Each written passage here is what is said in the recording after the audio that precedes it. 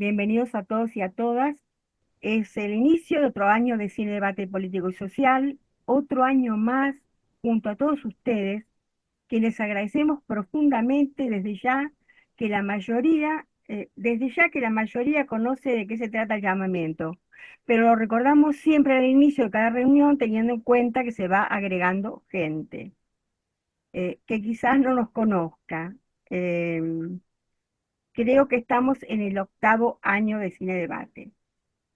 Brevemente les cuento que nacimos con el encuentro de pocos, pero muy importantes compañeros, y esos encuentros se potenciaron a partir de la muerte del fiscal Alberto Nisman y quedó conformado definitivamente el 19 de septiembre de 2015. O sea, ya estamos por cumplir 15 años de existencia, estoy hablando del llamamiento argentino judío. 10 Eh, años, Alicia. 10 años, perdón. El sentimiento generalizado que nos une a todos se resume en una frase muy corta pero muy fuerte. No en nuestro nombre. Como querían que quieren hacer creer la AMI y la Daña que hay un solo judaísmo. Sabemos que no es así. Representamos a los sectores de la comunidad judía, integrada por hombres y mujeres argentinos, deseosos de contribuir a la profundización de la democracia, la equidad social y la soberanía. Nos sentimos parte de la patria grande y nos identificamos fuertemente con las perspectivas de género. Estamos políticamente comprometidos con las tradiciones nacionales, populares y democráticas de la República Argentina. Ahora les voy a dar un par de recomendaciones.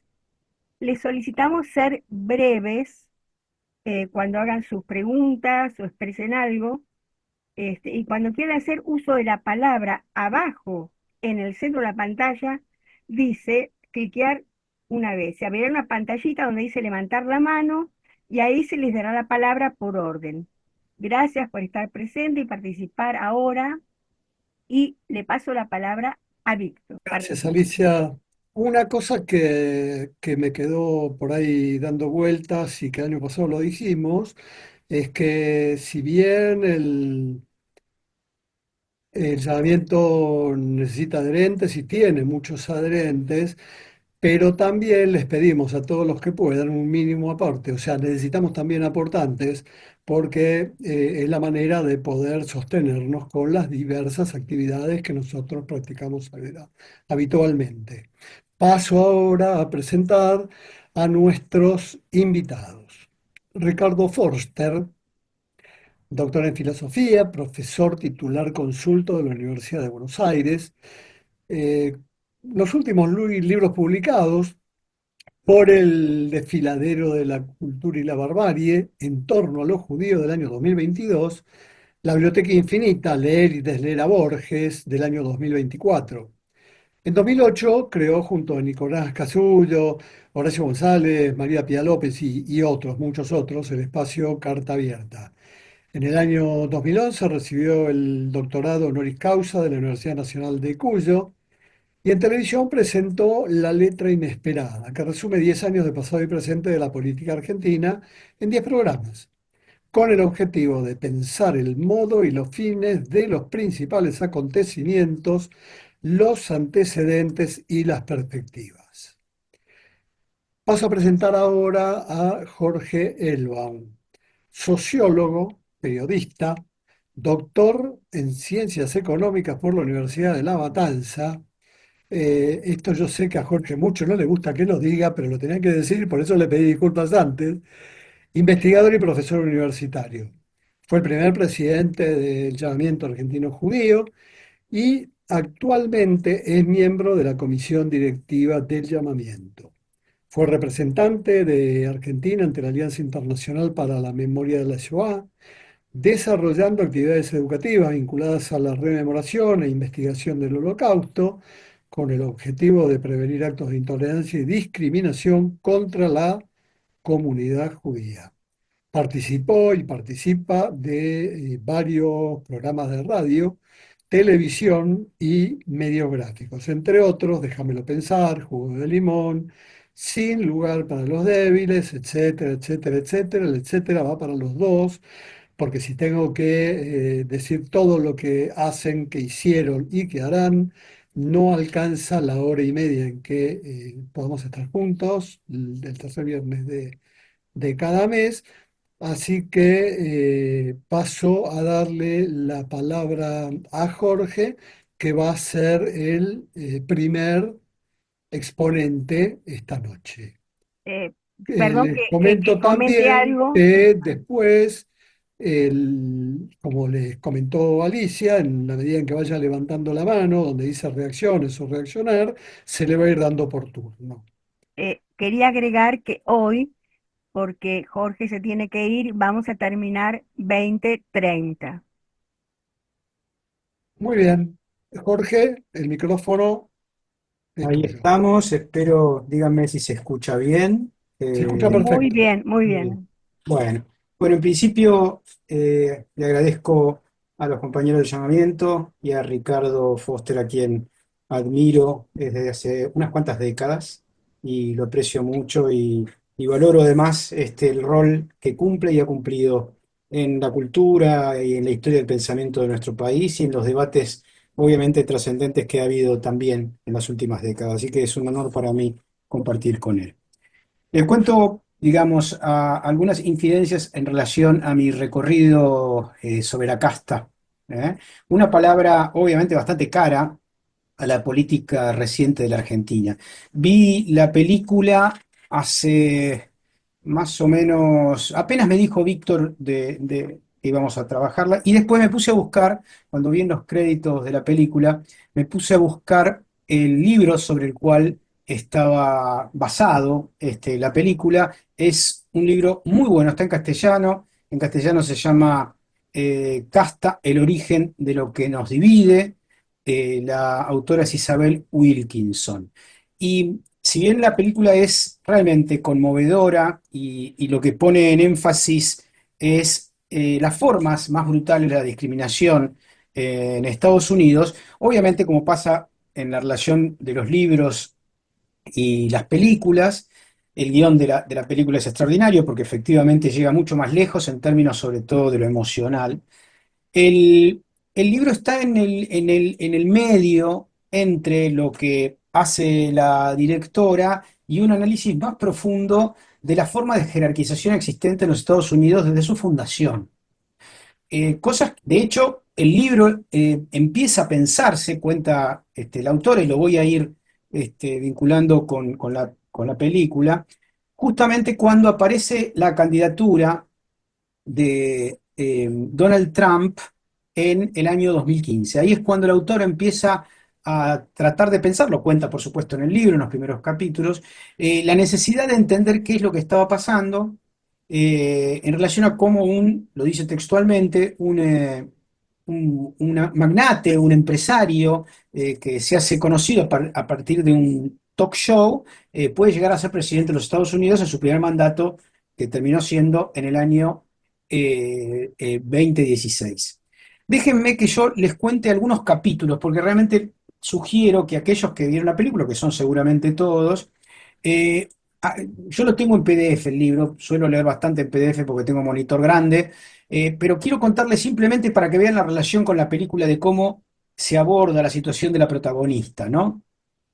La primera parte del libro habla de cómo Estados Unidos está atravesado por odios, por desprecios y por un supremacismo, ¿no? Con una lógica de jerarquía que obviamente vuelca negativamente hacia los esclavos en su origen y hacia, por supuesto, los afrodescendientes hasta el día de hoy.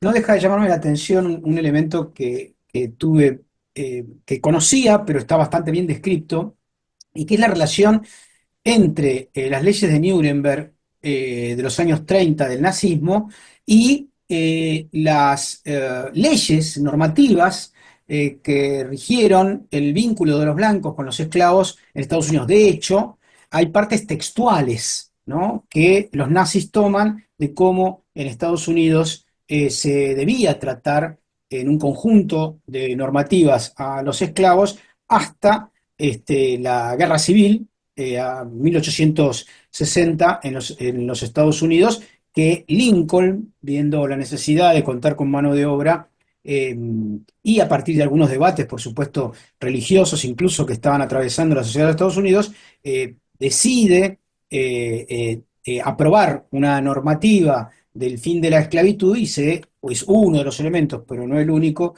que genera la guerra civil en los Estados Unidos. La segunda parte, que remite digamos, a cómo se relaciona la jerarquía en Estados Unidos con las castas en la India. Y esto también es muy importante, ¿no? Porque uno va creyendo que la palabra casta, por lo menos en la teoría sociológica de la que vengo, casta es un concepto diferente a clase social, ¿no? En la India, a partir de incluso de cierto engranaje religioso, existen dos castas eh, que son las inferiores. Uno generalmente conoce a los intocables, ¿no? Los intocables son eh, no es el sector o la casta más infrahumanizada, sino que hay otra peor, que se llaman los invisibles. Los intocables, efectivamente, como su nombre lo indica, y es una traducción literal, lo estuve buscando para tratar de ver si la palabra en castellano remite al origen de la India, y efectivamente las castas superiores se contaminan si tienen un contacto físico con los intocables. Ahora, a los invisibles no se los puede ver. En la tradición hindú estaban en las noches, salían a la calle a las noches y trabajaban encerrados en sus casas, porque no podían ser vistos porque contaminaban visualmente el escenario existente y también la realidad de castas superiores. ¿Por qué la autora vincula con esto? En realidad, por la rigidez, la supuesta, digamos, la clase social, diría Max Weber o incluso Carlos Marx, es un territorio de posible circulación, ¿no? Uno puede nacer hipotéticamente ser trabajador, hijo de trabajadores, y tener un ascenso social, y eso en Occidente ha sido por lo menos posible. Ahora, lo que está contando y que de alguna manera se cuenta el determinismo en la película, y es lo más doloroso, es que eso es de alguna manera también ficcional, porque si se es negro en la sociedad norteamericana, de la misma manera que si se era judío en la Alemania nazi, hay algo de lo que una antropóloga para mí impresionante, Mary Douglas, llamaba contaminación, suciedad, ¿no? La impureza del otro, ¿no? Que se ve claramente en la película en distintos momentos, ¿no? Hay algo hay una relación, el libro de Mary Douglas, si no me equivoco, se llama Pureza y Peligro, ¿no? Es decir, que ahí están los puros de las castas superiores que al vincularse potencialmente con un negro, o con un musulmán hoy, ¿no? Con un puneño, en la versión, si se quiere, de Pichetto local, lo hace no ser argentino, no ser humano, no ser ciudadano, no ser digno de una apreciación, ¿no? Entonces, digo, es muy importante que podamos ver en la película esta sacralización del origen, esta naturalización que se ha hecho en los últimos siglos y de la que todavía nosotros somos víctimas y a veces victimarios, ¿no? Yo me acuerdo conversaciones con mi mamá, mi amada vieja, que ya no está conmigo, pero está, que en mi adolescencia decía, qué bueno sería tener una Gixxer, ¿no? Y para mí me producía mucho dolor y mucha bronca, y lo charlaba con mi vieja hasta que, por supuesto, me dijo en su momento que tenía razón y que nunca más iba a utilizar ese término, ¿no? Pero fíjense cómo incluso entre los discriminados, ¿no? En este caso, mi madre, hija de rusos, eh, no podía sacarse de encima esa jerarquización de castas, según la cual hay inferiores incluso para los discriminados. Bueno, en la Argentina, y voy a remitir a una sección, a una parte, de la película también, haciendo una correlación medio forzada. En la Argentina también sucede eso. Digo, recuerdo de pibe ir a la cancha a ver a Boca y que River nos cantara "Ustedes son la mitad más uno de Bolivia y Paraguay", haciendo una jerarquía de la argentinidad o de la disposición. ¿Por qué? Porque dentro de la hinchada de Boca, los bosteros, había mucha gente inmigrante, ¿no? Hasta el día de hoy sucede eso.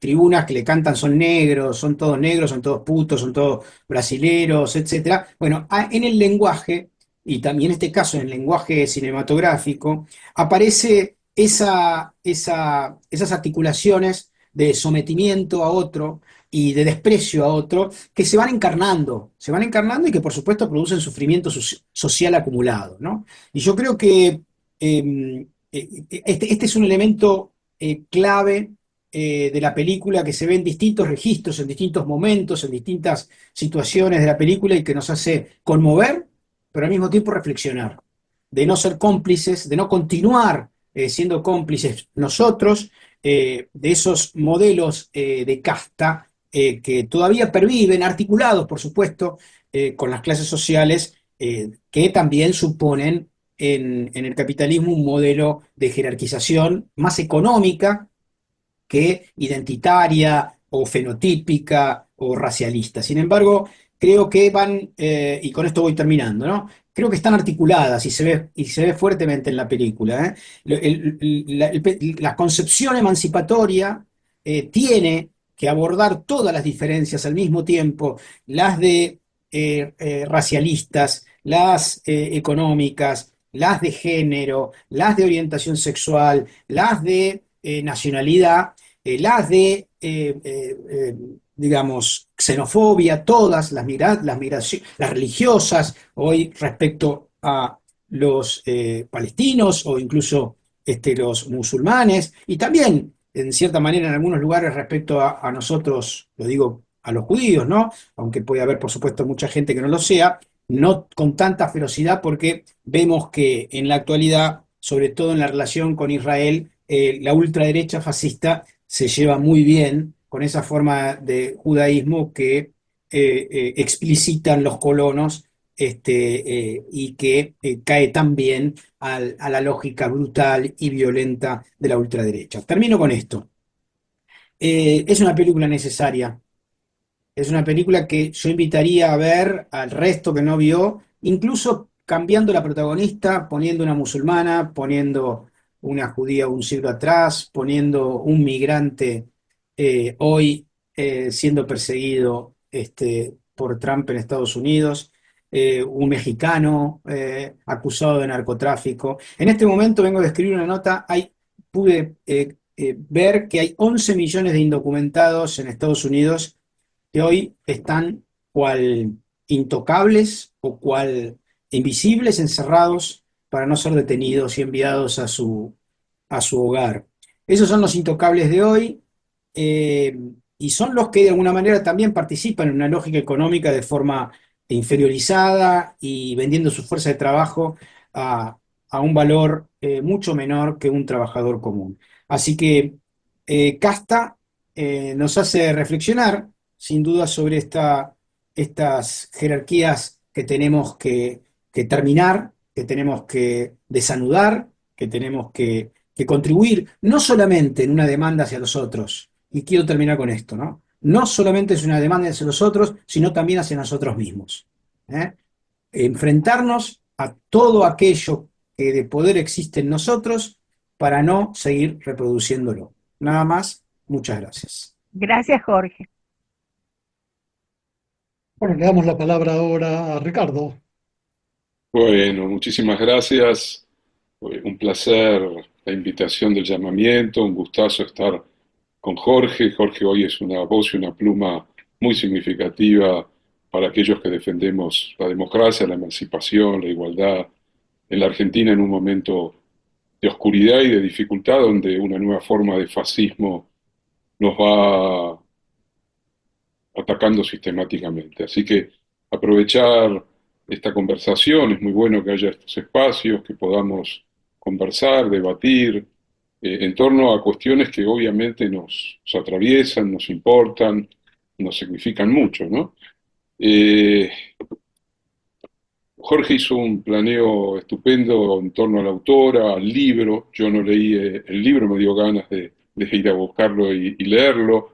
Sí tengo una relación importante en mi vida, en lo personal, con la sociedad estadounidense, porque pasé años de infancia en Estados Unidos con mis padres y a lo largo, después de muchos años, sobre todo ya en el siglo XXI, he ido sistemáticamente a enseñar a universidades norteamericanas, con lo que creo conocer bastante, pero limitadamente porque no soy de origen afroamericano, creo conocer la base estructural del racismo estadounidense, ¿no? El tema de la negritud en Estados Unidos, la cuestión del vínculo de los blancos con sus antiguos esclavos que siguen en su imaginario siendo inferiores en la sociedad contemporánea, marca en gran medida casi todos los conflictos históricos de Estados Unidos desde sus años de formación hasta el presente. No podríamos pensar el gobierno, por ejemplo, de Trump, pero tampoco los gobiernos demócratas, sin la problemática de ese vínculo que por comodidad hemos definido a partir del concepto de racismo. Y la película y la autora nos desafían a que pensemos también en términos de casta. Yo tengo algunos problemas con eso también, ¿no? Porque efectivamente entiendo los vínculos que se establecen en la película. eh, Está claro que las leyes de Nuremberg y el racismo estructural del sistema nazi básicamente focalizado en los judíos, pero no solo en los judíos. Recordemos también el exterminio de los gitanos. Recordemos también la profunda deshumanización y el exterminio consecuente de aquellas personas que tenían enfermedades mentales. Recordemos también el encarcelamiento en los primeros campos de concentración y después también en general el asesinato masivo de aquellos que profesaban ideas básicamente de izquierda, comunistas, socialdemócratas, anarquistas, etcétera, etcétera. Eh, con lo que efectivamente en la estructura del antisemitismo alemán hay elementos extraídos de lo que efectivamente se constituyó en Estados Unidos como una normativa, una ley de la relación entre la población afrodescendiente, los negros en Estados Unidos. Es una palabra que uno la pronuncia en español, pero en inglés la palabra negro, nigger, es un insulto directo que por lo tanto ya no se utiliza en la lengua coloquial, salvo cuando uno quiere efectivamente discriminar, insultar, agredir a la población afrodescendiente, ¿no? En el lenguaje se guarda en gran medida el desprecio, se guarda el prejuicio y se guarda la violencia. Por eso siempre decimos que lo que empieza desde la retórica, desde la lengua, termina en la violencia física sobre los cuerpos. Y efectivamente, tanto para los afrodescendientes que fueron llevados como esclavos a América, no solo a Estados Unidos. Recordemos que también en Sudamérica, en Brasil en particular, pero en el resto de la América hispana, hubo también un uso intensivo de la mano de obra esclava. Las minas de Potosí, las famosas minas de plata ahí en Potosí, fueron básicamente trabajadas por esclavos negros que murieron como moscas, porque imagínense ustedes trasladados de un continente tropical o subtropical como África, fueron a parar a una población a más de 4.000 metros de altura, con temperaturas de 10, 15 grados bajo cero a la noche, al amanecer, etcétera, etcétera, murieron como moscas.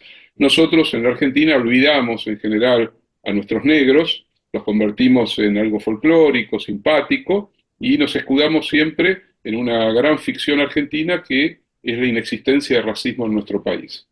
Argentina, por supuesto, tiene detrás suyo el exterminio de la población originaria, tiene detrás suyo la utilización de la población afrodescendiente en las guerras civiles como carne de cañón, tiene detrás suyo, por supuesto, los pogromos de la semana trágica, el antisemitismo arraigado de gran parte del sistema político-social argentino durante muchísimo tiempo.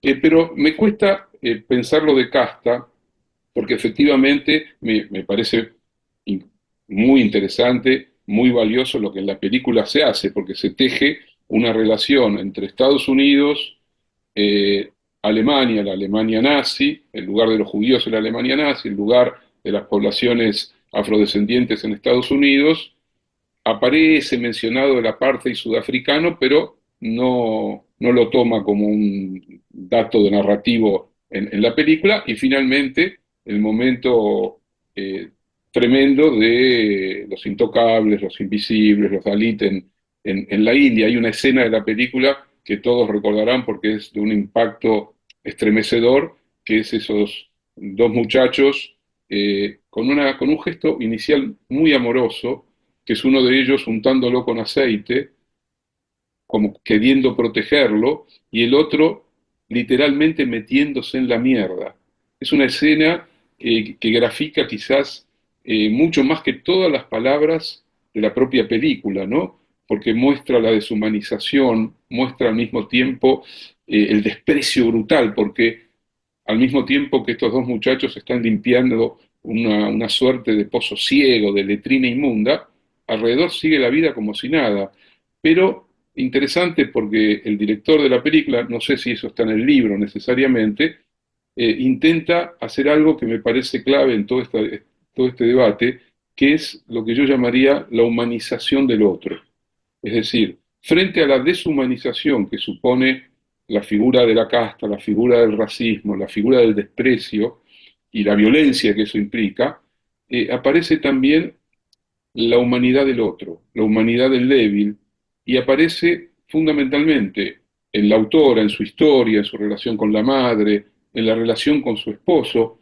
Interesante que ellos constituyen un matrimonio que rompe las estructuras legales de la casta, y eso también tiene significación. Hay un viejo debate, de los que seguramente el llamamiento ha tenido también en algún momento alguna discusión, porque es un debate que está dentro de la historia de las comunidades judías, y de la Argentina en particular, que es el tema de los matrimonios mixtos, ¿no? ¿Es posible contaminar la tradición de nuestros seires, de nuestras bobes, habiendo optado por amar a una mujer o un hombre no judíos? Bueno, es un debate que también atravesó el progresismo judío, cómo sostener una tradición, cómo sostener una identidad. Por acá hay un tema no menor que la película pasa un poco por alto.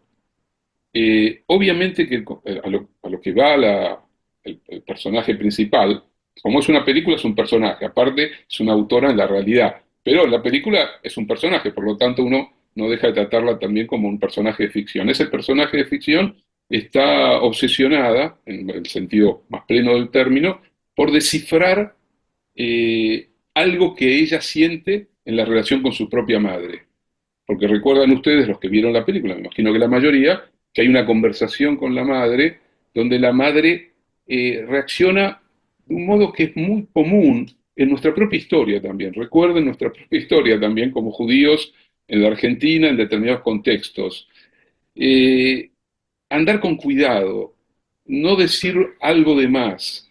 Dependiendo del escenario en el que te moves, la figura camaleónica puede funcionar, ¿no? Ocultarte, bajar la mirada, cuando la amiga habla con la protagonista y le cuenta que el director de la escuela no entiende por qué se llama como se llama, Miss, y ella le dice es mi nombre, y la autora le dice tu padre se rebeló contra el sistema y utilizó algo que era propio de los blancos, digamos, ¿no? Con esto quiero decir que, y volviendo a lo que estaba planteando, que hay algo que no podemos resolverlo en términos mecánicos, ni en términos causales, ni en términos puramente explicativos, que es la cuestión identitaria, la compleja estructura de las identidades, la formación de las raíces culturales, las herencias, los legados.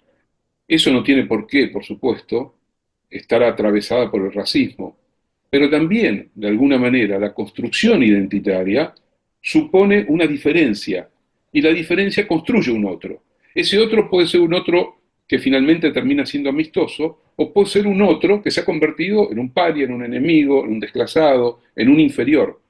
Es decir, toda identidad corre el riesgo de llevar dentro suyo el prejuicio hacia el otro. Y convengamos que nosotros, Digo nosotros, me parece que la mayoría de los que participan hoy y en general de las... no, no, supongo que no necesariamente, pero la mayoría de los que participan en las actividades de llamamiento tienen origen judío, ¿no? Y también hay algo en nuestra propia identidad judía que nos plantea muchas veces interrogaciones respecto a qué significa su reivindicación. Yo creo que esta película, de alguna manera, nos está planteando, ¿no? Está discutiendo con nosotros, eh, a través de la cuestión de la casta, está discutiendo cómo construir una sociedad de la diversidad, pero no se enfrenta a un tema que no es menor, que es cómo construir una sociedad de la diversidad sabiendo que hay ciertas formas identitarias que son genuinas. Eh, no sé si se entiende lo que quiero decir, pero me parece extremadamente importante ponerlo en debate. La película a mí, yo la vi dos veces. La vi cuando me la mandaron y hoy la volví a ver, porque la había visto ya hacía 2 o 3 semanas atrás y quería revisar algunas cosas y repensarlas, ¿no? Y sentía que algo me hacía ruido en mi visión de la película y que tiene que ver con esto. Digamos, Jorge dijo algunas cosas que para mí son claves. La película en general no habla de la explotación, no habla del factor de sometimiento en términos de dominación, sino que habla de una construcción que pareciera ser más propia de una autofundación de un espíritu de superioridad de una casta, los nazis, los brahmanes, los blancos norteamericanos, pero le falta para mí un cierto continente histórico, una cierta materialidad de las relaciones sociocultural, económico-políticas, porque si no, pareciera ser que efectivamente, si lo pensamos en términos de necesariedad, la condición humana lleva dentro suyo la diferencia, la construcción de la casta, la desigualdad en ese plano y muchas veces la opresión. Está aquel famoso dictum de Sartre, ¿no? Cuando Sartre discutió en un libro la cosa que le aparecía como propia de su tiempo, que era el antisemitismo, y cuando planteó que en realidad el judío existía porque el antisemita lo constituía. Lo que a mí siempre me pareció un problema enorme, ¿no? Porque sería darle entidad al judío a través de su opresor, victimario, etcétera, etcétera. Cuando los judíos, como la cultura afrodescendiente o la cultura de los intocables en la India, etcétera, etcétera, debiera tener, como efectivamente tiene, un contenido propio, una historia propia, una tradición que tiene vida independientemente de sus opresores. Me estoy extendiendo demasiado y tengo que cumplir los 10 minutos que creo que me los pasé. La verdad que podríamos hablar No, pero es 2 muy horas sobre interesante lo que esto. estás diciendo, Ricardo. Sí, pero quiero que después con la conversación y las preguntas se vaya multiplicando. A mí la película, que eso es lo importante de una película, me parece, me exigió la película. Hubo partes que efectivamente me conmovieron, porque, a ver, no hay nada más doloroso. Lo voy a decir de otra manera. Los otros días me enojé muchísimo y me tiendo a enojar mucho cuando, frente a la brutalidad de un gobierno fascista como es el gobierno de Netanyahu en Israel, se asimila la violencia del gobierno fascista de Netanyahu sobre el pueblo palestino a los judíos, al judaísmo, y se produce una indiscriminación generalizada. Los judíos. Nadie dice de los norteamericanos, los protestantes norteamericanos o los católicos norteamericanos. Nadie dice, salvo, por ejemplo, si de los musulmanes se utiliza también los musulmanes terroristas, los musulmanes. Pero me resulta muy enojoso porque es algo que tenemos que discutir, pero también lo tenemos que discutir como judíos, eh, qué nos sucede frente a la transformación del Estado de Israel en un Estado de ultraderecha, no solo discriminador, sino que utiliza una violencia que tiene estructura genocida sobre un pueblo que tiene derechos históricos y aunque no los tuviera, tiene derecho a la vida. Esto nos plantea una enorme cuestión, un enorme problema, porque también aparece en el mundo contemporáneo una cierta satisfacción. La satisfacción es, y bueno, estos que se quejaban, se vienen quejando desde hace 2000 años de las persecuciones, de la Inquisición, los campos de concentración, ahora son como todos nosotros. Hay como una suerte de naturalización del mal, para decirlo de algún modo. Y creo que en la película, y vuelvo y termino, hay un intento de una rehumanización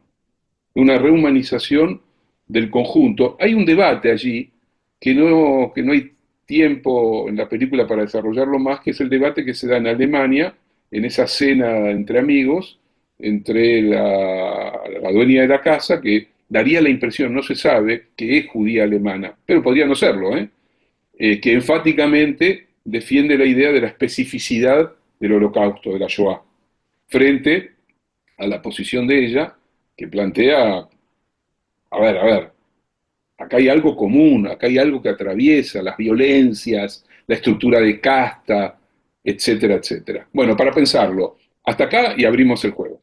Bueno, muchas gracias, Ricardo. Yo voy a hacer una pregunta dirigida a Jorge. Tuve las mismas dudas que tiene Ricardo cuando vi la película. Ella trata de suplir casta por racismo. Yo te escuché hablar todo el tiempo de casta como aceptando ese término, y te pregunto por qué. No, porque yo creo que lo que hace referencia a la película es a esta cosa más fijada, más sacralizada, que como referencia o diferencia con la clase social. Efectivamente, no hay una reflexión sobre las clases sociales y lo que aparece básicamente es que hay algo muy estigmatizado, cosificado, que la autora remite o vincula con las castas en la India. Y en ese sentido, me parece que es provocador. Obviamente, yo si te lo tengo que ver como sociólogo, creo que en realidad lo que está en juego ahí son distintas formas de sometimiento y distintas formas entremezcladas. Está el tema fenotípico, yo le digo, o de racialización. Las razas no existen, por supuesto, existen fenotipos, pero lo que aparece de alguna manera entre los afrodescendientes, esta sensación de que yo nunca, siempre me van a ver como un negro. Haga lo que haga, yo voy a ser primero un negro, antes de ser un ser humano. Y en ese sentido, me parece que si bien fuerza la categoría de casta, es provocadora como para entender cómo se internaliza y cómo atraviesa la vida en este caso, de afrodescendientes o de judíos en Alemania, esa realidad. Objetivamente, si uno mira cuándo el antisemitismo se hizo racista, fue recién en la modernidad, digamos. Es el darwinismo social lo que llevó al odio hacia los judíos, a tener un cobijo positivista de creer que hay una sangre diferente judía que hace impuro. Antes el antisemitismo era religioso, no era racial, digamos, ¿no? Entonces yo creo que lo que propone el libro y busca, de alguna manera sintetizando la película, es entender cómo está endurecido y cimentado esa distancia social que produce obviamente sufrimiento, ¿no? Bueno, muchas gracias, Jorge. Compañeros y compañeras, los invito a levantar la manito, a comentar, a preguntar, y compartir con nosotros los comentarios de Ricardo y de Jorge o alguna otra cosa. Ricardo, algo que me llamó la atención de lo que dijiste cuando prácticamente estabas terminando y me hizo recordar que de repente, y esto pasa en cualquier publicación, en cualquier diario, en cualquier revista, la persona puede matar o puede robar, pero cuando de repente tienen que dar una noticia que Quaid lo agarraron en la frontera con una mochila con X cantidad de dólares, no ponen de origen católico, pero si es un judío, haga algo malo, bueno, o más o menos, ponen el nombre y de origen judío. Eso tiene mucho que ver con lo que vos decías con respecto a lo que también decías sobre los católicos en Estados Unidos, los protestantes en Inglaterra, etcétera. Eso también pasa. Y es estigmatizante, ¿no? Sí, sí, es así, estoy de acuerdo con vos. Sí, claro, hay siempre el uso de adjetivado del sustantivo, ¿no? Si Sí, sos judío, es normal que estuvieras en alguna trapisonda de engaño económico. Hay estructuras ya simbólicas que son muy conocidas, hay una construcción sistemática, digamos, ¿no? Me parece importante una cosa que señaló Jorge recién, porque creo que es una diferencia que a veces se deja de lado.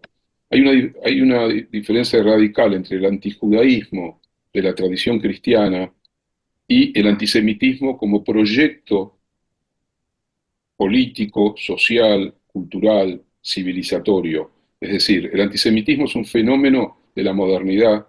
Él lo planteaba a partir del darwinismo social, a partir de las políticas nacidas de la ciencia admirada de la época, que era la nueva genética, razas puras frente a razas impuras, y el judaísmo y los judíos eran como la quinta esencia de la impureza, con todo lo que eso implica, con todo lo que de psicoanalítico podríamos decir en términos de proyectar sobre el otro todo lo terrible, lo espantoso, lo contaminante, etcétera, etcétera. Pero ese es un punto clave. Solamente en un sistema como el de la modernidad burguesa, capitalista, en el interior también de la ilustración, cuando el antisemitismo se constituye en un proyecto político, en un proyecto de sociedad. Cosa que antes no existía, lo que existían eran los mecanismos de conversión. Cuando en realidad hay un antecedente que es la España de los Reyes Católicos, cuando si bien lo que se plantea es la conversión de los judíos o su expulsión de España, después, cuando la Inquisición se reintroduce en España y después en Portugal, lo que aparece es la idea de pureza de sangre, porque hay cristianos nuevos que en realidad esconden una identidad camaleónica que los vincula directamente con su viejo judaísmo, frente a los cristianos viejos que son los verdaderos, digamos, ¿no? Los que tienen la sangre verdadera de la cristiandad. Ese es un tema también que está ahí, que está colocado permanentemente, ¿no? Porque podríamos decir que en la sociedad norteamericana hay un pequeño sector de la población afrodescendiente que ha logrado vincularse sin inconvenientes, entre comillas, con el poder político, económico, jurídico y cultural. Es decir, no es que todos los negros en Estados Unidos permanecen en guetos y son los exponentes de la pobreza. Sí es cierto, a su vez, que pese a esa supuesta movilidad ascendente de una parte menor de la población negra, en Estados Unidos, la mayor cantidad de presos en Estados Unidos por robo son de origen afroamericano.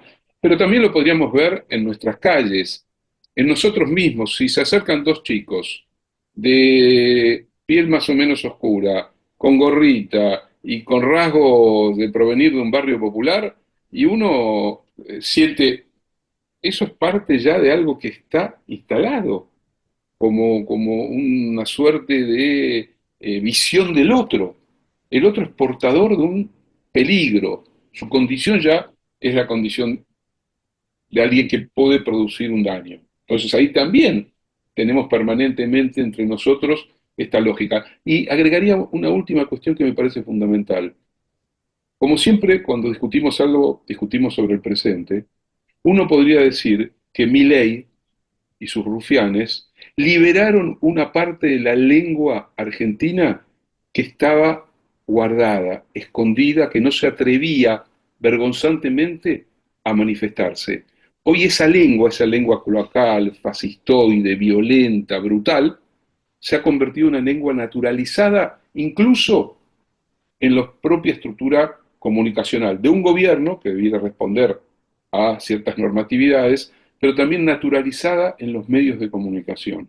Y eso es algo que a su vez involucra a una parte no menor de nuestra sociedad. Y eso es de una gravedad extrema. Bueno, muchas gracias, Ricardo. Le voy a dar la palabra a Laura. Laura, tenés cerrado el micrófono, te escuchamos. Hola, ¿qué tal? Buenas noches a todos. Bueno, yo quería compartir una idea que me molestó mucho durante la película con todos y en particular con nuestros disertantes hoy, con Ricardo y con Jorge, a ver cuáles son sus posturas al respecto. A mí la película me gustó mucho, me pareció que la premisa estaba muy bien llevada, eh, me gustó, pero hubo algo que me molestó. Una película es también imagen. El director transmite el mensaje en cada una de las imágenes y en cada uno de los personajes, cómo se visten, cómo caminan, cómo están peinados. O sea, no es la persona, sino que es el mensaje del director que tiene el cuerpo de la actriz que se muestra de determinada manera. Yo también viví en Estados Unidos mucho tiempo y un poco por eso estuve cerca, digamos, de las cuestiones discriminatorias o raciales en Estados Unidos. Y lo que a mí me molestó mucho fue que la actriz, la protagonista, estaba peinada siempre con pelo lacio. Y el pelo lacio es una característica de la raza dominante, o del grupo dominante, o de la casta dominante. Los negros no tienen pelo lacio, es más, se lo alisan cuando quieren parecerse a los blancos. Entonces me pareció una contradicción, o a lo mejor hay una lectura sociológica ahí, de que por un lado el director nos quiera presentar una postura completamente anticasta, con la que estoy de acuerdo, pero lo haga de la mano de una protagonista que en su imagen lo que quiere transmitir es emular a la casta dominante. Bueno, muchas gracias, Laura. Le voy a dar la palabra. Primero creo que le había pedido Silvia y después Perla. Silvia, pero te voy a pedir una Aclaremos, cosita. perdón, Alicia, aclaremos que juntamos algunas preguntas todos juntos para responderlas después, No, ¿no? por eso sí, Sí, sí, sí. sí, vamos a juntar 3 preguntas y después contestan. Silvia, te voy a pedir una cosita. Perla, Trata de ser concisa y breve. Gracias. Perla pidió primero la palabra que yo. Ah, bueno, entonces le doy la palabra a Perla. Es muy Perla, chiquito lo que quiero decir. A bueno, mí me parece que en este debate, no en la película, porque no tiene que ver seguramente, nos está faltando este mote que nos dan a los que no pensamos igual que la derecha extrema de antisemitismo, porque hablamos en contra de la política de Israel. A mí me pasa con mucha frecuencia, con mucha. Nada, eso me parece muy terrible en este momento, como que agrega algo más.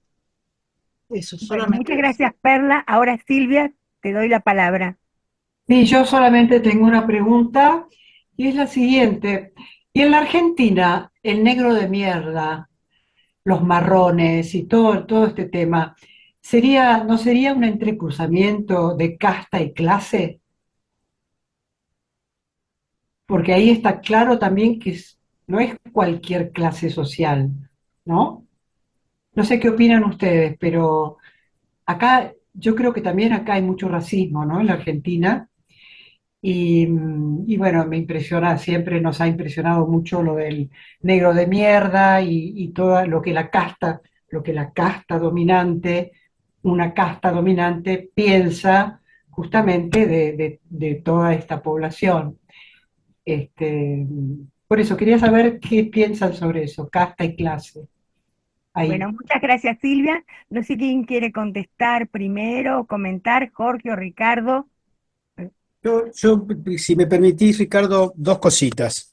Eh, Respecto a al proceso de etiquetamiento y discriminación, hay varias teorías englobadoras. yo suscribo a una que la voy a sintetizar rápido. Los modelos de sometimiento y de jerarquización social están normalizados, instituidos, construidos básicamente para dominar a otro, para extraerle valor en términos de esclavitud o de trabajo de capital, etcétera. Es decir, hay una interrelación muy fuerte entre los modelos de sometimiento de cualquier forma y pueden ir cambiando, porque o ayer fueron los judíos y hoy a lo mejor son menos. eh, Evidentemente los chinos, por ejemplo, que fueron esclavizados en California, en Perú, etcétera, hoy no son vistos como ex esclavos y ellos toman esa historia con mucha fuerza también para responder de alguna manera con una construcción de modernidad diferente o parecida, si se quiere, en la actualidad. Lo que quiero decir es que los negros, los marrones, los discursos anti-woke, ¿no? de Trump o de Milley, son mecanismos de sometimiento que en última instancia son funcionales a la explotación del otro. Es decir, si no hubiese mecanismos de etiquetamiento entre los cuales los negros, los marrones, los villeros, los paraguayos, los bolivianos fuesen catalogados como inferiores, sería más difícil y que ellos internalicen esto, porque esto también, y ahí contesto la pregunta un poco que se hacía referencia, ¿por qué se alisan el pelo? Todos nosotros estamos en tensión y la protagonista de la película también. Es decir, uno lucha contra los modelos de sometimiento y muchas veces somos parte también de ellos. Así que no hay una ecuación directa, automática y coherente. Estamos en lucha nosotros al interior nuestro también para no sumarnos al equipo de los discriminadores de distintos tipos, contra los gays, contra las mujeres, contra las personas de orientación sexual, contra lo que sea. Entonces digo, primero, asumir que eso es parte de nuestra vida personal, individual también, y por supuesto colectiva, que no estamos limpios, porque si nos creemos limpios de ser sujetos discriminatorios y le echamos la culpa solamente al otro, perdemos eficacia en la posibilidad de luchar contra eso porque se nos va a notar. Primer tema. Y segundo, creo que sintetizando la primera hipótesis, ¿no? Que los modelos de explotación, de sometimiento, de dominación, necesitan construir sujetos inferiores. Obviamente no los hay, pero en la medida de que logren instalarlos y que esos sujetos se vean en el espejo de los discursos dominantes, son más fáciles de ser dominados. Gracias, Jorge. Ricardo, ¿querés comentar algo? Sí, sí, sí. Sigo un poco también el hilo de lo que viene planteando Jorge, ¿no? Está claro que la película trata de un libro escrito por una mujer afrodescendiente que es una periodista reconocida, una mujer vinculada al mundo académico, por lo tanto es una mujer negra que logró salir del gueto, logró salir de la pobreza, que tuvo claramente un ascenso social. Basta ver el barrio donde vive, la casa que tiene, la relación que establece con su vecino, que también es un hombre que proviene de un sector de clase media acomodada. Eso tiene un valor a la hora de entender quizás por qué se alisa el cabello, por qué en un punto, si bien ella va a la búsqueda de sus propios orígenes, la película se llama Origen en la traducción española, ¿no? No se llama casta, si no me equivoco se llama Origen, que es diferente, ¿no? Origen y casta significan dos cosas completamente distintas. Sin embargo, creo que hay en la película y en la autora, hay una búsqueda de entender por qué el negro en Estados Unidos, el judío en Alemania, el intocable en la India, ocupan el lugar del invisible, del desdichado, del que es sometido, del que es explotado, del que es violentado y del que es asesinado. O sea, hay un intento de entenderlo y al mismo tiempo hay una clara, me parece, ¿no? Hay una clara percepción casi orgullosa de su propia condición. O sea, porque también está ese otro elemento. Su búsqueda es una búsqueda que no es casual que en el final de la película, el chico con el que empieza la película, que es el chico negro que es asesinado en la calle, que primero tiene cubierta su cabeza, su rostro con la capucha del buzo, se lo saca, ¿no? Ese sacarse es como un modo de salir de esa condición autorrepresentada de casta, porque lo que también me parece que la película está mostrando, que es discutible, es profundamente discutible, que hay una proyección o una interiorización en el sometido del lugar que le toca en función de la política de casta. Entonces Gracias, Ricardo. Perdón, perdón. el intocable en la India no solamente que es rechazado, sino que acepta su condición. Y de alguna manera, siguiendo los consejos de la madre, si ella aceptara callarse la boca frente al otro, al blanco, estaría aceptando su condición. Y así podríamos seguir. Recuerden ustedes también la discusión sobre por qué poblaciones enteras de judíos en Europa Oriental, entre comillas, se dejaron llevar al matadero. Una vieja discusión que en la Israel moderna, constituida como nación, se reduplicó al plantear que la tradición idishista era una tradición de sometidos y la tradición hebraísta era los macabeos, Bar Kokhba y los grandes combatientes safras. Digo, para entender también cómo se mueven ciertas lógicas, o lo negro es hermoso, que aparece como otro discurso, ¿no? Lo negro es hermoso. Hoy es un debate para nada menor. Y insisto con algo, yo no creo en la condición humana en abstracto, pero sí hay algo que habita lo humano, que es el espacio conocido, los legados propios y enraizados y la diferencia con el otro. Vivimos en sociedades democráticas, supuestamente, que cada vez más están acelerando el retorno de lo primitivo. Lo que se está haciendo en Europa desde hace bastante tiempo, no de ahora, con los sin papeles, los indocumentados, los parias, nos tiene que dar que pensar. El continente del exterminio, hoy, como si fuera la cosa más normal del mundo, construye una política que expulsa, que criminaliza y que violenta a aquellos mismos que fueron sometidos en sus países de origen por el propio colonialismo europeo. Y así podríamos seguir. Estamos en ese sentido yo diría, en serios problemas en tanto que humanidad, porque hay como una suerte de fracaso en la sociedad contemporánea de esa idea que debería cruzar libertad e igualdad, democracia y diversidad.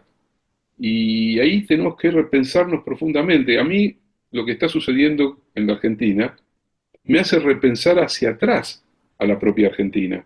No solamente discutir el presente, pues sería más fácil solo discutir el presente y decir mi ley es esto, es lo de más allá. Mi ley también, uno podría plantearlo de esta manera, expresa algo que nos conmueve en tanto que argentinos. Bueno, Y este lunes, ahí termino, este lunes, 24 de marzo, muy significativo, en realidad vamos a vivir un momento muy particular, porque ahí chocan varias Argentinas. Lo que creíamos que era algo dado, no está dado. Todo lo contrario, está amenazado. Ese es un punto que también la película no lo plantea de esa manera porque intenta, al modo que es lo que a mí menos me gustan de esas películas, hay un happy end en un punto. Hay como una satisfacción de haber escrito un gran libro y esas escenas finales del chico al que mataron, por otro lado, que se saca la capucha. Yo, igual que en la lista de Schindler, yo no hubiera puesto la escena de las piedritas agradeciéndole a Schindler que salvó no sé a cuántos judíos. Bueno, acá pareciera ser que el happy end es siempre algo necesario a la hora de mostrar algo demasiado crudo, como muestra la película. bueno, gracias, Ricardo. Le voy a dar la palabra. Marcelo, habías pedido la palabra y después a Estela. Les comento que tenemos que terminar, para los que no escucharon, a las 20:30. Bueno, Marcelo, te escuchamos. Trata de ser lo más breve y conciso que puedas. Bueno, buenas noches. Prometo terminar 2029, por lo menos quédense tranquilos. Eh, no, básicamente me interesaba el fenómeno, si puede existir y si se lo puede considerar, como que el capitalismo, estamos hablando de Europa, de Estados Unidos, incluso Israel, las potencias, necesitaran un condimento, necesitaran esa discriminación, ese sujeto discriminado, esa minoría despreciada, esa minoría, digamos, castigada, eliminada, salida fuera del sistema, y se reproduce el fenómeno infinitamente, porque uno dice, bueno, desde la declaración de la independencia de Estados Unidos pasaron más de 2 siglos, 3 siglos, y siguen necesitando discriminar, y hoy, siglo XXI, tenemos un tipo como Trump que saca a 11 millones de mexicanos o de personas, digamos, latinas que quieren habitar y los tiene que racializar la situación. Y sigue dentro de Estados Unidos la persecución a los oscuros, a los negros, ¿no? De la misma manera, la Europa que se supone la Europa evolucionada, la Europa que ya pasó por el Holocausto, vuelve a repetir, como lo mencionó recién Ricardo, y ni hablar lo que está haciendo Israel, un pueblo que sufrió la persecución, ser persecutor ahora, ¿no? Entonces, daría la impresión como que el sistema lo precisa, como que es parte, una pata necesaria de la constitución del capitalismo. Bueno, dejo tirada la pelota. Gracias, Marcelo. Le voy a dar la palabra a Estela primero y a Viviana después. Traten de ser lo más breve y concisas posibles, por favor. Sí, porque también Mm, tenemos que dejar espacio para que se despidan los invitados, ¿no? Bueno, Ricardo posiblemente Gracias, quería. gracias. Mi pregunta va para o Jorge o Ricardo. En ese diálogo que tienen con esta mujer que parece ser alemana, que puntualiza que no es lo mismo porque en Alemania se apuntó a la eliminación y en Estados Unidos a la subordinación para usarlos en beneficio propio. Eh, ¿qué opinan ustedes de marcar esa diferencia? No me quedó claro en las respuestas que ella dio. No encontré una respuesta clara a esa diferenciación. Y un comentario que es llevar a la discriminación que estamos sufriendo los viejos. Es una problemática muy seria, y la vinculo un poco con el tema del negro que se estira el pelo y los que nos estiramos y nos rellenamos y nos teñimos para no ser viejos y buscamos cómo hacer para que no seamos discriminados. Y hoy en la Argentina estamos viviendo una violencia estructural, la mayor violencia estructural de este momento. Gracias. Gracias, Estela. Viviana, tenés la palabra. Sí, ¿qué tal? Buenas noches. Hay algo que a mí me llamó la atención, no sé si eh, estoy confundida, ¿no? En general lo que veo es que las discriminaciones, en las múltiples discriminaciones que existieron en el mundo en general, las personas son vistas por algo que les falta, o por una discapacidad, o por una falta de ser blanco, o por una falta, o porque son inferiores en tal o cual cosa.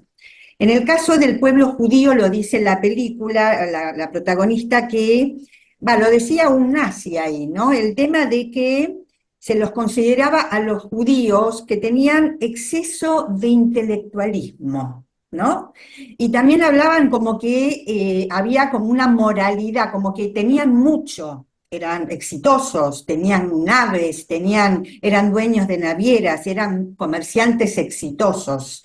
Y esto me llama la atención, ¿no? Que ahí hay como una diferencia que me gustaría que ustedes la piensen conmigo. A ver, ¿qué pasó con el tema del judío? Que le decían que era ambicioso, codicioso y deshonesto, porque era exitoso. A ver. Bueno, gracias, Viviana. Le doy la palabra a Susana y después creo que vamos a darle la palabra a Jorge y a Ricardo como para que vayan explicitándose, contestando y bueno, Susana, tenés la palabra. Trata de ser lo más breve y concisa. No se te No te escucha, escuchamos, Susana. Susana.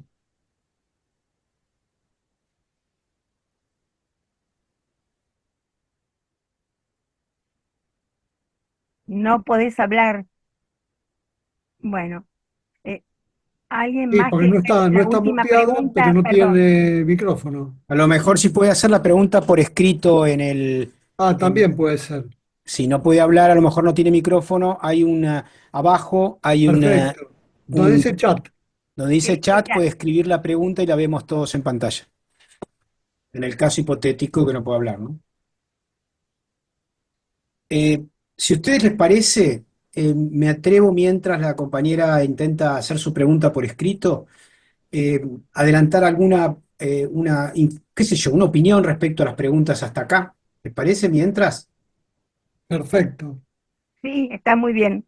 Bueno, yo creo que primero, respecto a la última pregunta, que no me acuerdo cómo se llamaba la compañera, no importa si es por exceso o por carencia, el tema es el odio, ¿no? De hecho, si uno lee, y yo leí bastante y en forma reiterada Mein Kampf de Hitler, el judío que aparece ahí básicamente es un judío comunista, ¿no? Hay una alianza entre los judíos y los bolcheviques, ¿no? Y resume en ese proceso, y esos judíos no eran judíos ricos, eran masas, básicamente de sectores populares, rusos o de Europa Oriental, sometidos de base campesina o suburbana, sometidos a los pogroms, etc. Así que creo yo que la construcción del odio, y también respondo o intento a la pregunta que hacía el compañero, efectivamente, el sistema pero también los otros sistemas anteriores, los sistemas de dominación, el feudalismo, el esclavismo,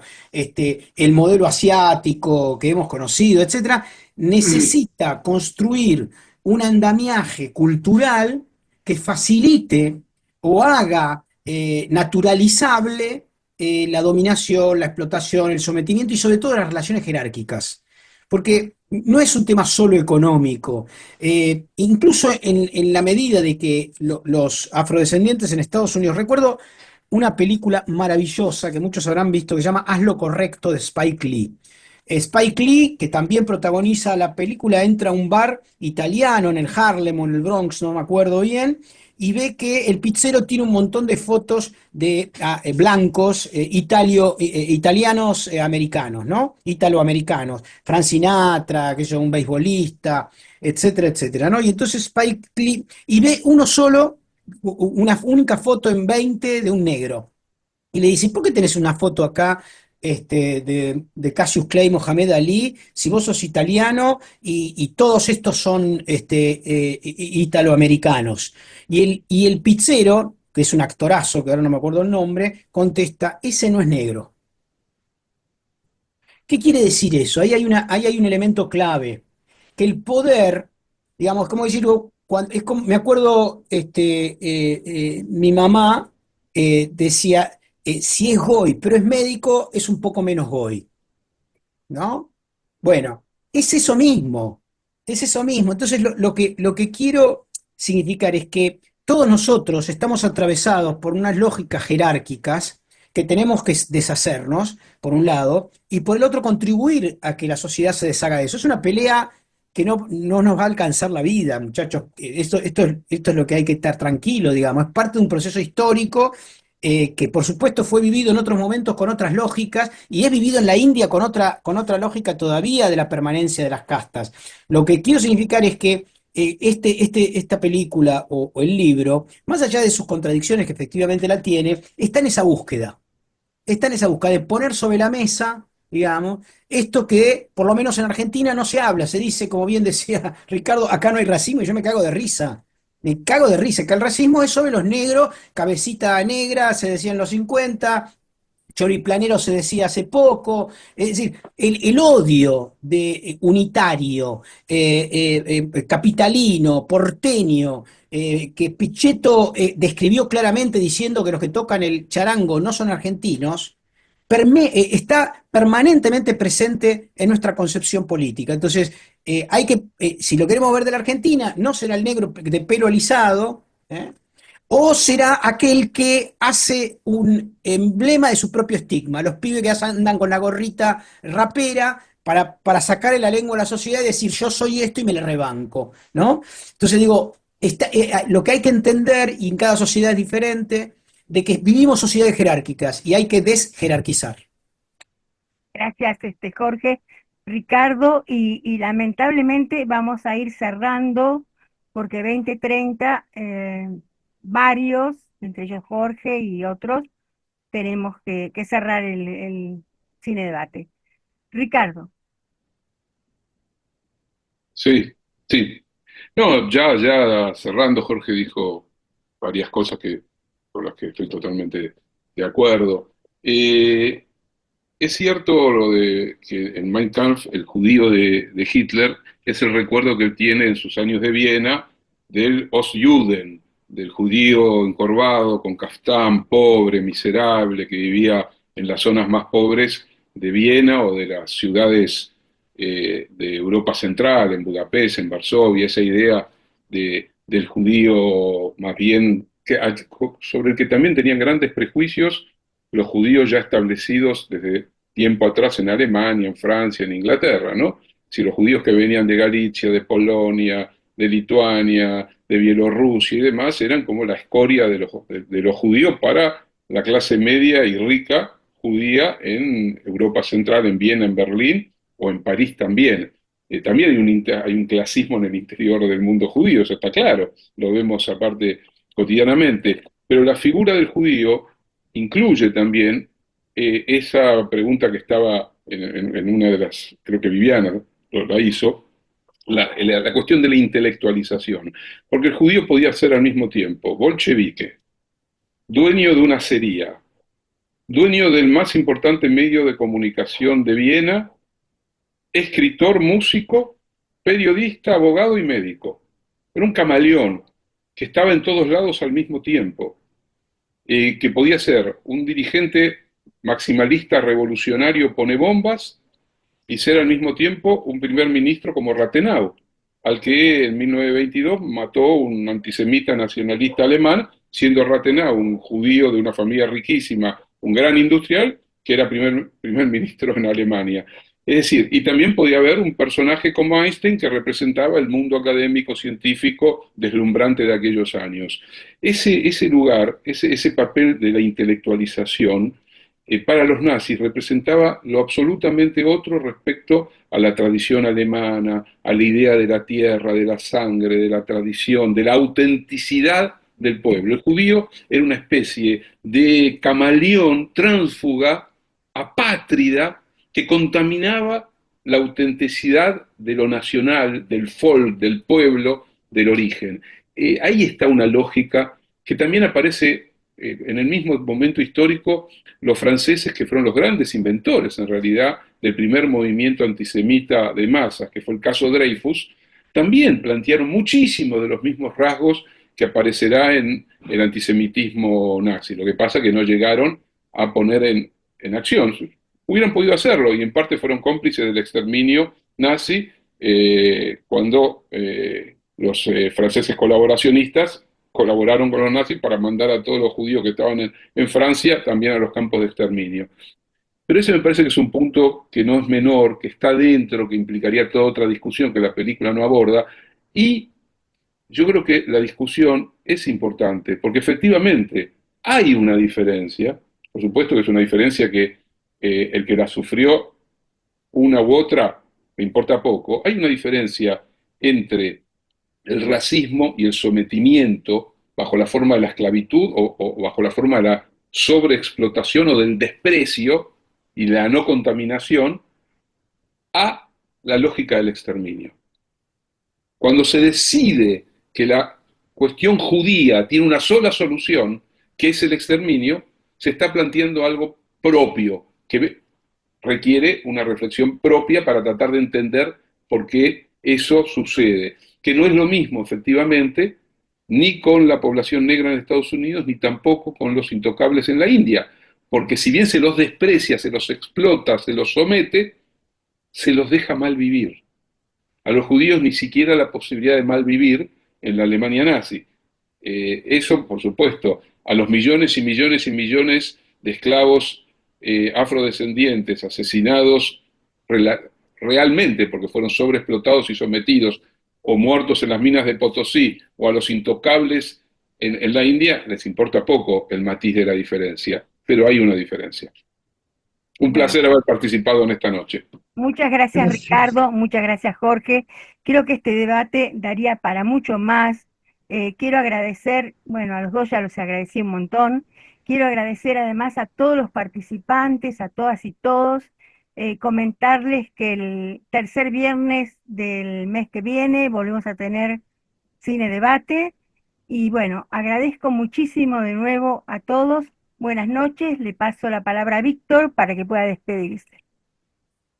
Bueno, no me queda mucho más para decir porque todo lo que dijeron Ricardo y Jorge fue realmente increíble. Pero bueno, me despido de todos ustedes, los espero el próximo tercer viernes del mes de abril con otra película en este ciclo de cine debate en el 8º año. Y y muchas gracias a todos y todas los que participaron, tanto los invitados como la gente que participó, que preguntó, que no preguntó, que simplemente estuvo presente y escuchando.